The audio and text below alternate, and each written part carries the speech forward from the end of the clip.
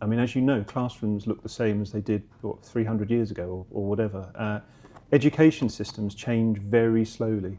I think there could be a situation where AI and humans working together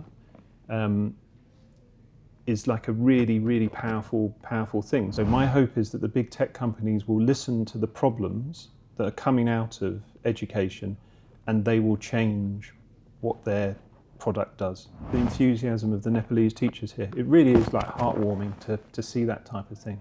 Hi, Adam. Hi, hello. There's so much excitement about AI transforming education, and you've spent nearly 3 decades working on education, digital literacy, digital learning, and how do you see it? From what you've seen working with teachers, what is changing on the ground and who is benefiting from it? Okay, that's quite a big question. I work in English education, so the changes has been rapid across, and one of the biggest issues is that there has been a lot of adoption by teachers, but without any training or knowledge of safeguards or this type of thing. So today we were looking at research globally where I think the data was about 75% of teachers said they used it, and only 20% had received training on how to use it. So, I mean, that's a very big gap. If you were thinking about driving a car, if you had a country where 75% of the people in the country were driving cars, but only 20% had training on how to use it, yeah, it would be a problem. It's, I think for me, it's been really interesting being here at Nepal and watching it's my first time in Nepal, by the way, and I love it. It's really nice feeling here. But watching the teachers, because what they've just been, I don't know if you've seen, but they created 4 classrooms in the kind of conference, and the teachers are in the classrooms demonstrating what they were doing as part of their research, as part of the AI for Ed project, which was FCDO funded with the Ministry of Education and Sport and the British Council. And I've been really interested looking at what the teachers were doing. It's because these teachers they haven't had training, but it was very interesting the way they were using it. I would say they were using it in a positive way. So there was one really great example where a teacher had a multilingual class, 3 languages in the class. She only spoke 1 or 2, I think. And what she did, she was able to use AI as a translation tool to make cards, which she could not have done. She could not have done that without AI. So that would not have been possible 2 or 3 years ago. So she made the cards, and then she got the idea for the game from AI as well. And it was like a fun game that students enjoyed. And so I think things like that, I think that's definitely benefiting students, and they'll be more motivated. So yeah, I think there are some real positives like that. I also think we need to be very careful. The amount of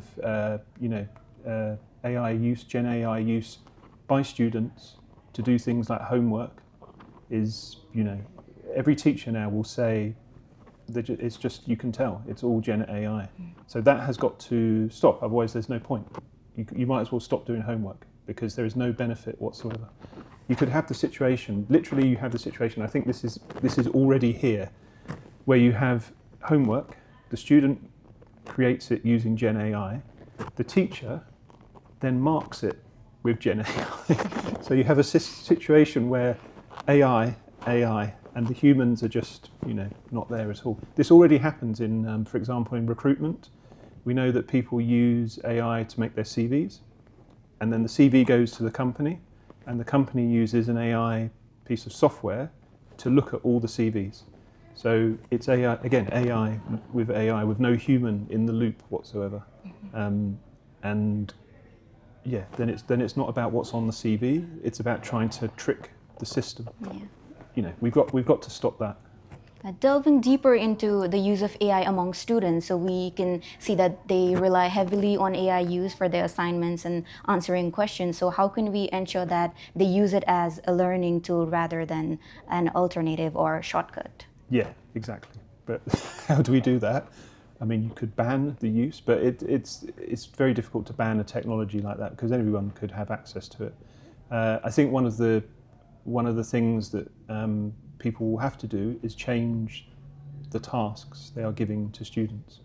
If you send the student home with a task like write about some history or something like that, they'll just ask ChatGPT, cut and paste, put it there, and there is no learning whatsoever.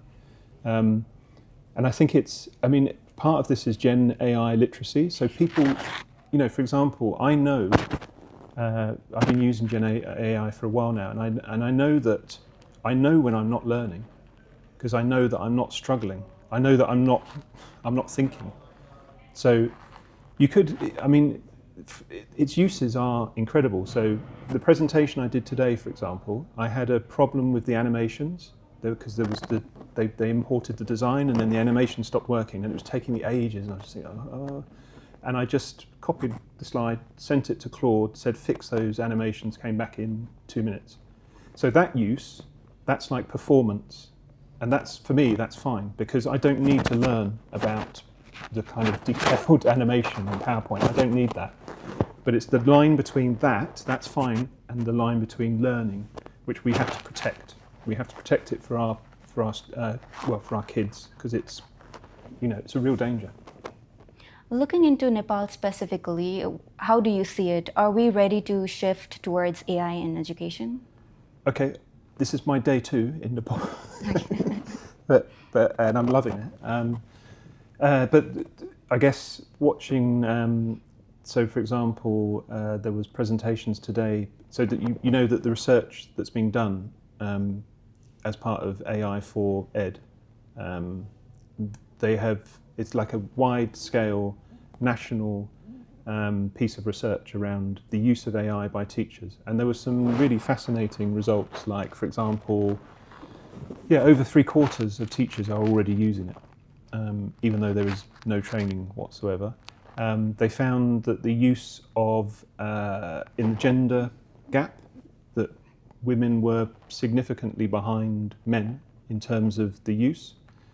And in the report, there were sort of interviews with teachers, and there was one teacher saying, I have the cooking, I have this, and basically you can see how the family and the household was preventing her from engaging with it. AI more. She didn't have the time. Then there was data on age. So the older you are, the less likely you are to be engaged with AI, which is similar, I think, to digital literacy before, but it's just continued with AI. So in terms of your question, how ready is Nepal? I think there's the enthusiasm. And excitement, and certainly watching the teachers there, you could really see it, and it was really great to watch, actually.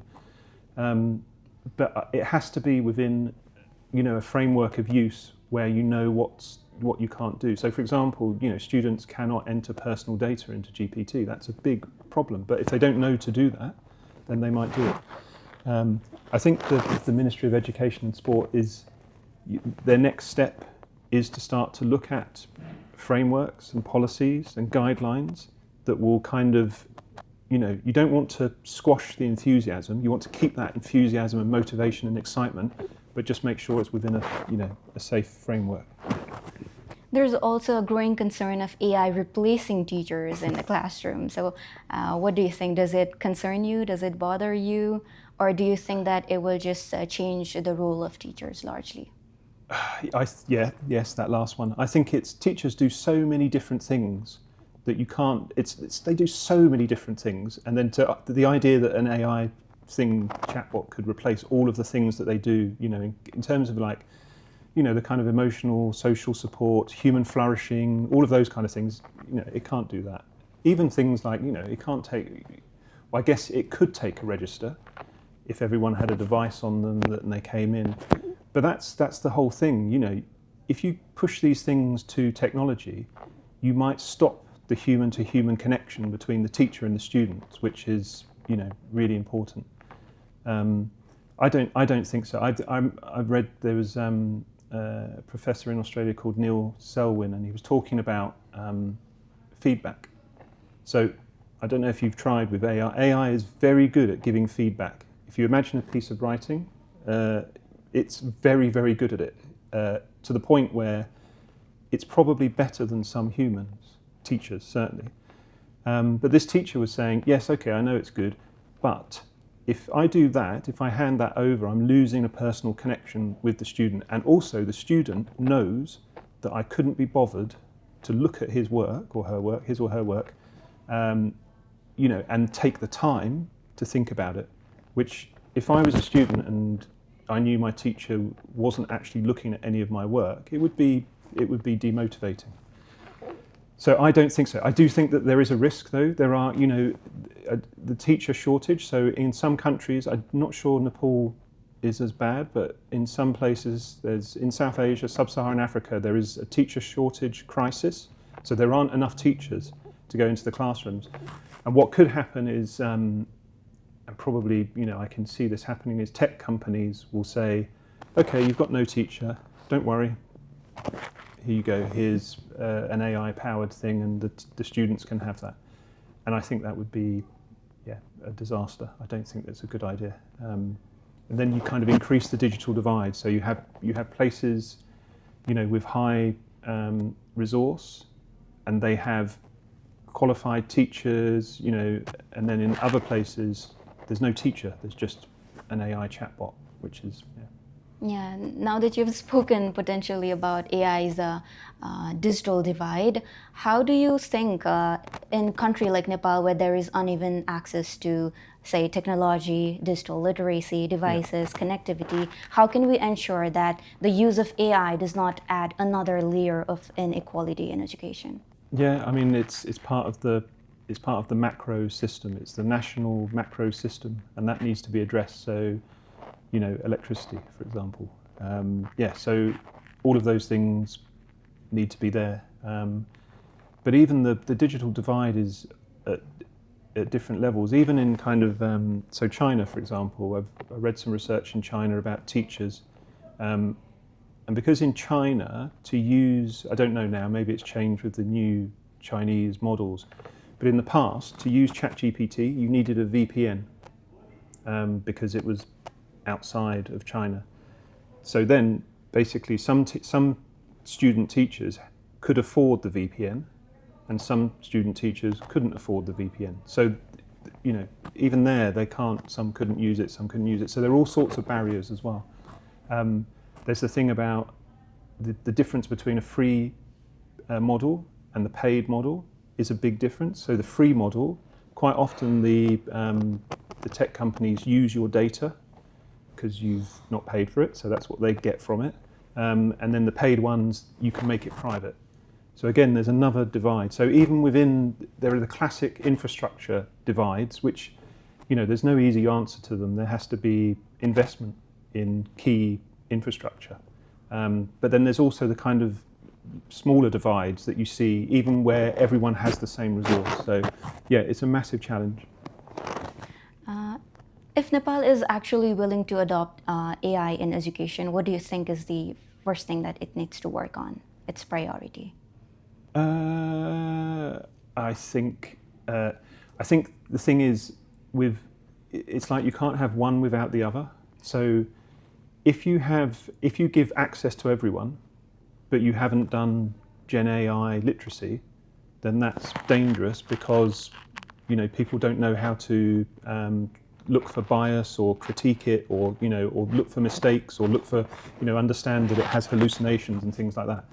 So the thing is, with the priorities, you have to be careful. You can't just prioritize one thing, because if you do that one thing, there may be problems with the other things that you haven't done. So you need. There was some research recently that I presented on, and you need the 6 areas that came out of it: data and privacy. Yeah, that needs to be there. Ethics and responsible use. Human oversight and accountability. I'm trying to think of the other 2 now. Let's think of them. Gen AI was the 5th one, and the 6th one I can't remember. But anyway, the point is that they all work together. So you need them all together. So if you prioritise one, you might find that there'd be problems with other areas. What is something that you think people understand wrong about AI and education right now? That's a good question. What do they understand that is wrong?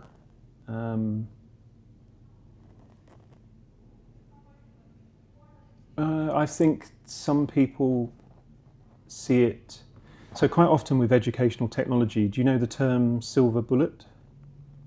Okay, silver bullet, it means that, I don't know where it came from actually, but silver bullet means it's the answer to everything.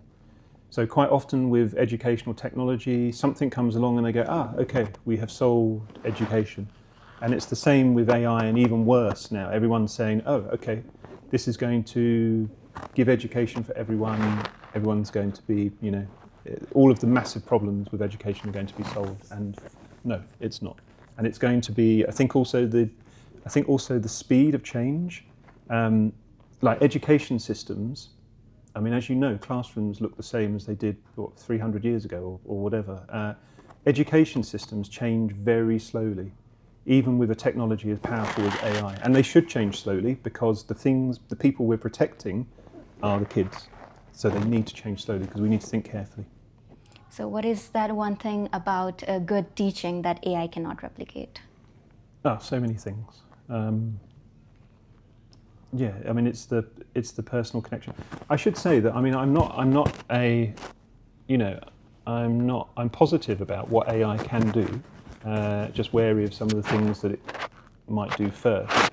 I mean, I think there could be a situation where AI and humans working together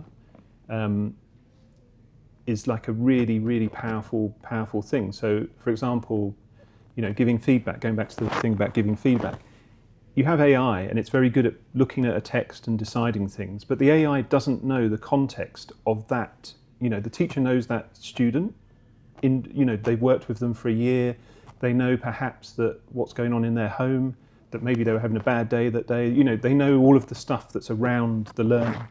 So that combination, if you're able to harness together the power in a kind of synergistic relationship, the power of AI and the power of a teacher, then it's like, that could be a really, really positive thing.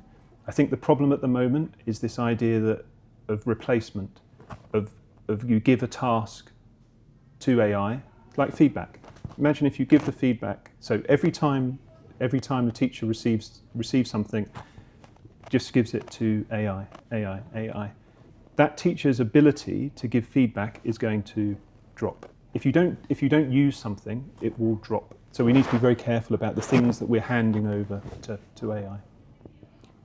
Adopting AI, what does an ideal classroom need to look like? I think probably as it is now, with the human in the centre, with the teacher the most important thing. I mean, my hope is that the big tech companies, and they need to act. So my hope is that the big tech companies will listen to the problems that are coming out of education, and they will change what their product does. So they've already reacted in some ways. So one of the issues with, as we spoke about homework, is that students can just ask for the answer. So there are now new models that are intentionally, they don't give the answer. So if the student says, "What's this? I need to do this for my homework," the model will say, "No, I can't do that. I'm sorry." That's but what I can do is we'll have a discussion, and they will scaffold. So the ChatGPT or whatever will scaffold the answers in what they call, Socratic dialogue. Socratic dialogue is that, the teacher asks the question and then the student says something and they build together the knowledge. So they've already done that, and that was, I think, a response to criticism about the use of AI in education. So they need to act, and if they do, then it could be a more positive outcome. Apart from things we've talked about, and if there's anything else you'd like to share? Not specific. I mean, just going back to the enthusiasm of the Nepalese teachers here, it really is like heartwarming to see that type of thing, and the use that they were doing, getting new ideas, but not just uncritically accepting the ideas. So one teacher said, ChatGPT, or I think that it was ChatGPT or Gemini, gave her 10 ideas, but she didn't like 8 of them, and she didn't think 8 of them were suitable for her class. So that kind of thing is really promising.